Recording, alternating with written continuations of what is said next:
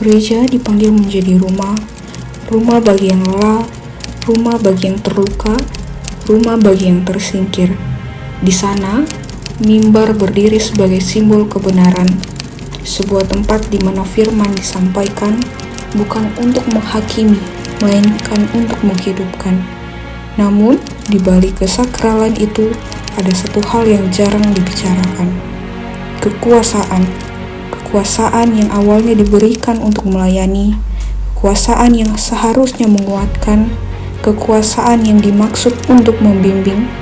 Tetapi apa yang terjadi ketika kuasa tidak lagi dipahami sebagai tanggung jawab, melainkan sebagai hak untuk mengendalikan?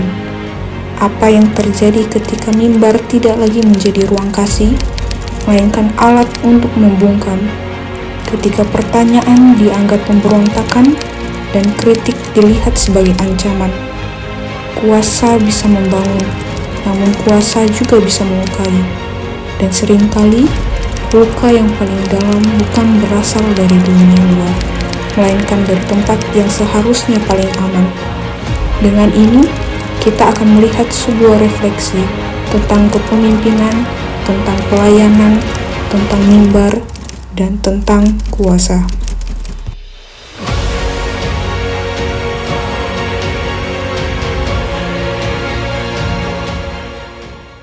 Saudara-saudara yang kasih Tuhan, firman Tuhan hari ini mengajak kita bukan menjauh dan mencoba di luar.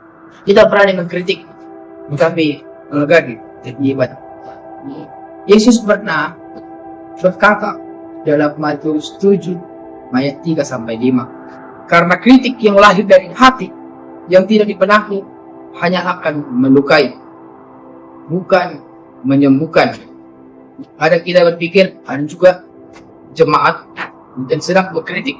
Itu jemaat yang warna putih. Dan di mana jemaat skala sering mengkritik para pelayan tentang firman Tuhan.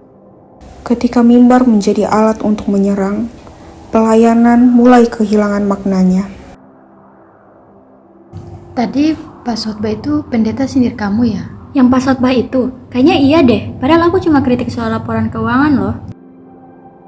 Selamat hari Minggu. Selamat hari Minggu. Kalian jangan ngomongin Pak Pendeta, dia kan wakil Tuhan juga. Tapi nggak boleh langsung gitu juga ya, itu kan masih di atas mimbar. Ketika pertanyaan dianggap pemberontakan dan kritik dilihat sebagai ancaman, relasi berubah menjadi dominasi.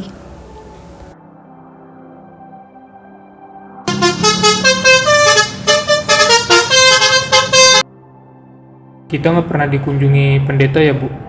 Ya lagi, kan kita nggak punya apa-apa. Apa karena kita miskin ya? Terima kasih ya Pak atas kunjungannya. Kasih Pak, jadi sedikit dari apa Ibu? Ya. Terima kasih atas dukungannya sekali lagi untuk pembangunan gereja ini ya, terlebih untuk kemuliaan nama Tuhan. Pelayanan yang selektif melukai hati ketika kunjungan pastoral dipilih berdasarkan kepentingan. Kasih mulai kehilangan wujudnya.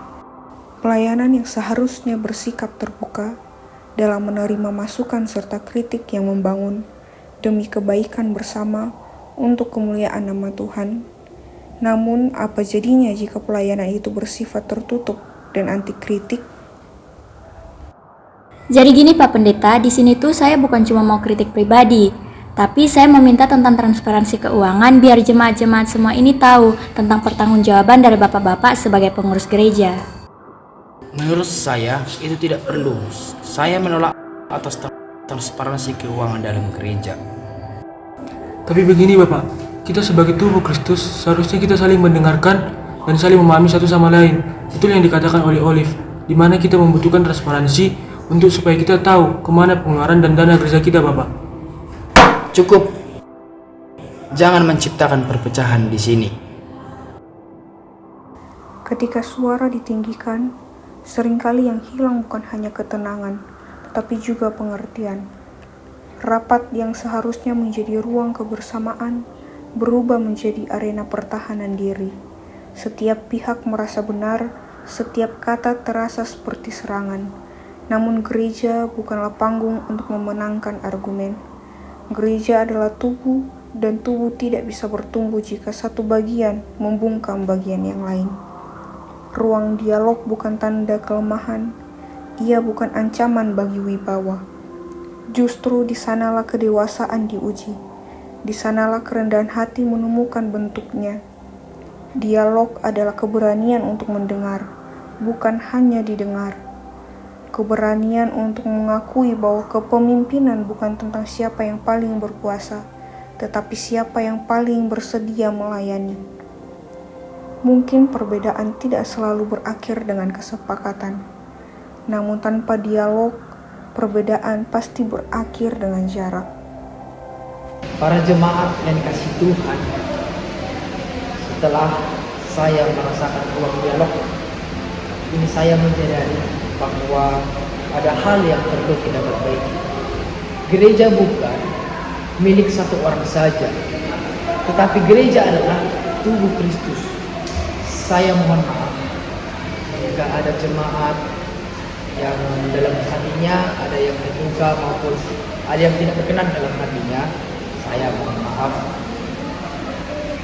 Mulai hari ini, mari kita buka ruang dialog dan kita bisa belajar menjadi pemimpin yang melayani, bukan untuk menguasai dalam gereja.